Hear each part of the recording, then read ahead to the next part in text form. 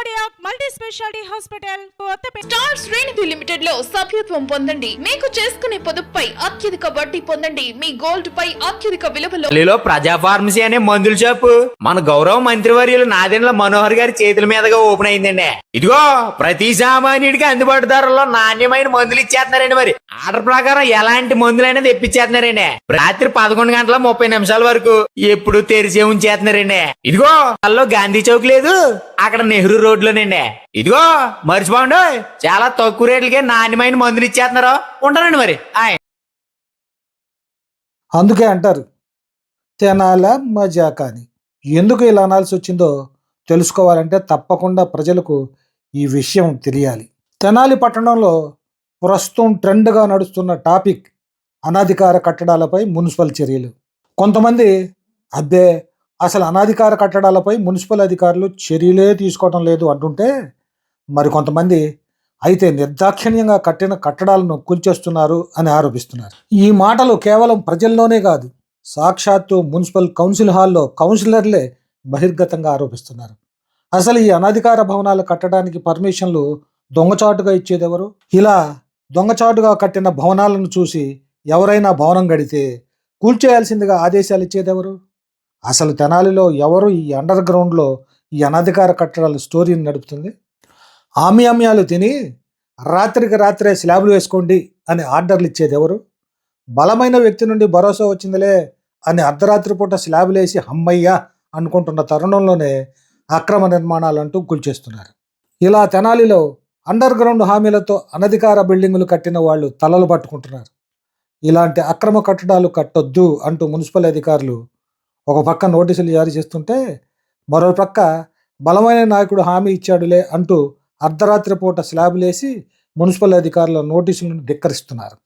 గత కౌన్సిల్ సమావేశంలో కూడా టౌన్ ప్లానింగ్ అధికారులకు మున్సిపల్ కౌన్సిలర్లకు మధ్య అక్రమ నిర్మాణాల అనుమతులపైనే వాగ్వివాదం జరిగిన సంగతి తెలిసిందే.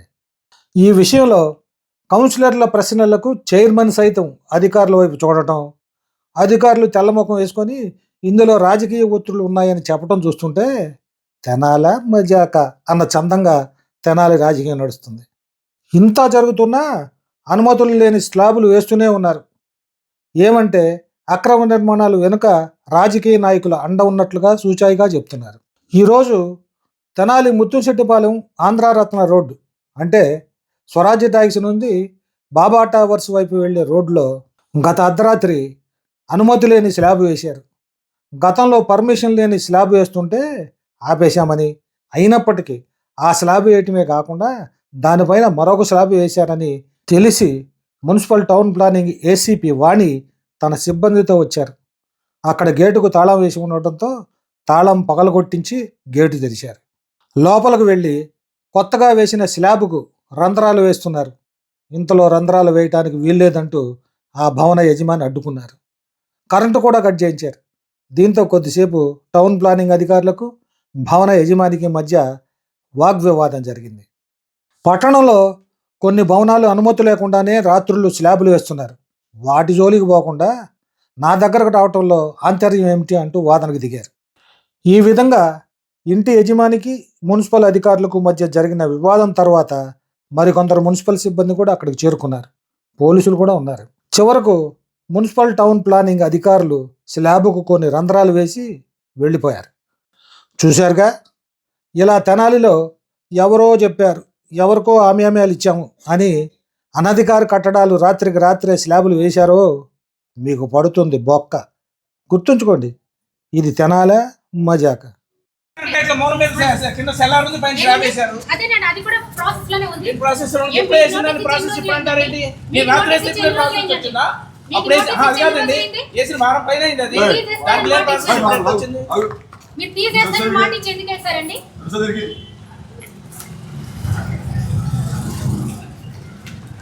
ఏమో సార్ మొన్న వచ్చి రిమూవల్ చేసామండి ఆల్రెడీ. ఆ రోజు మా స్టాఫ్ అంతా కూడా ఉన్నారు.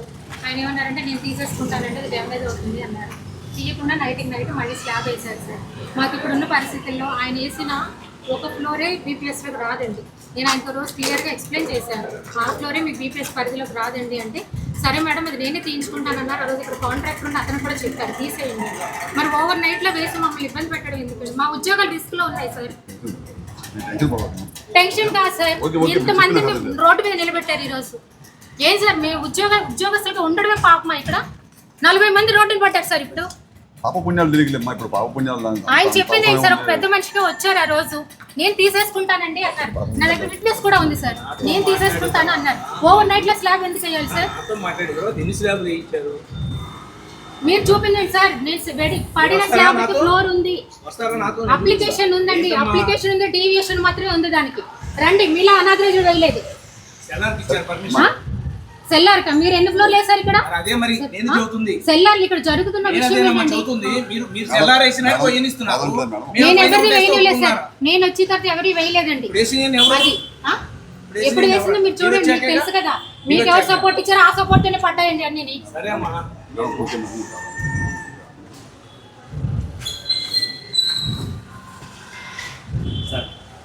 తర్వాత కూడా ఇంత ఇదిగా వెళ్ళిపోయి మమ్మల్ని రివర్స్ లో చెప్తున్నారే సార్. మా పని ఆపొద్దని చెప్పండి సార్. వెళ్ళండి మేడం, పవర్ ఆపడం అది కరెక్ట్ కాదండి. మా పని మమ్మల్ని చేసుకొని మీ ప్రయత్నం మీరు చేయండి, నేను కాదని అంటల్లా. పవర్ ఆపండి.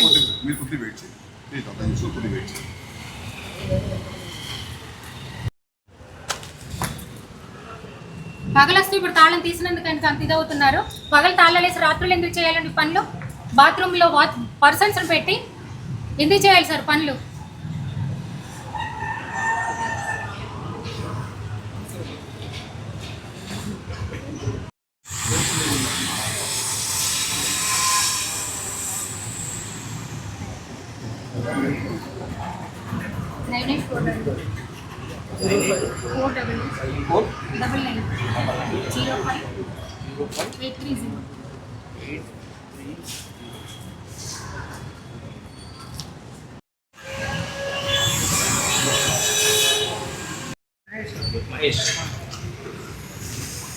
మీకు ఇన్ఫర్మేషన్ ఇవ్వకుండా వస్తే తప్పండి. మీకు ఇన్ఫర్మేషన్ ఇచ్చి వచ్చారు.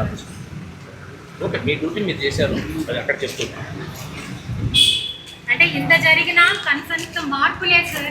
మేము కోర్టులు కడతామని చెప్తున్నారు తప్ప ఇంత తప్పు చేస్తున్నా కూడా కొద్దిగా మార్పు అనేది రావటం లేదు. పైగా అక్కడ చూస్తుంది కానీ ఇక్కడ తెలుస్తుంది కానీ మేము డిపార్ట్మెంట్ పని కాకుండా ఏం పర్సనల్ పని చేసామండి. ఇంత జరిగేది కూడా డీటెయిల్స్ అడుగుతున్నారు మమ్మల్ని. చెప్పాలండి, మీరు కరెక్ట్గా ఉండి చెప్పాలి. అప్పుడు మీరు కరెక్ట్గా ఉండి చెప్పాలి. కరెక్టా కాదా అనేది జరుగుతుంది, అందరికీ తెలుసు. ఏమేమి జరుగుతుందో అదే తెలుసు.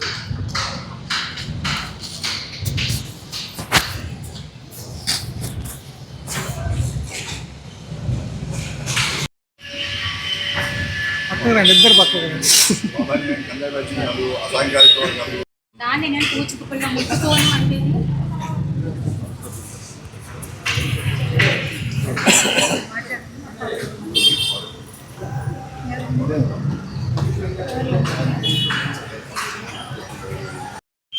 సుధాకర్